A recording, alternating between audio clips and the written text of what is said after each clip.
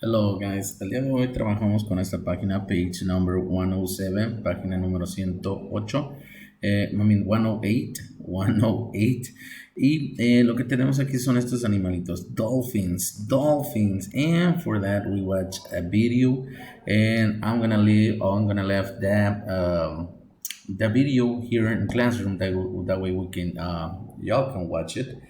And that way we can answer the question. Dolphins are fish or mammals? ¿Qué son? ¿Ok? Vamos a descubrir qué son estos animalitos y vamos a descubrir algunos datos interesantes acerca de ellos.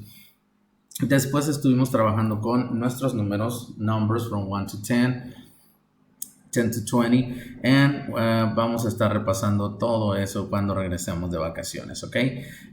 Esto fue lo que hicimos con nuestro libro, repasamos nuestros números en el salón de clases, así que, pues bueno, no me queda más que decirles que tengan buenas vacaciones, have a great vacations, and nos vemos in 2 weeks, ¿ok? Be careful, be safe, and have fun, que se diviertan mucho. See you later. Bye bye.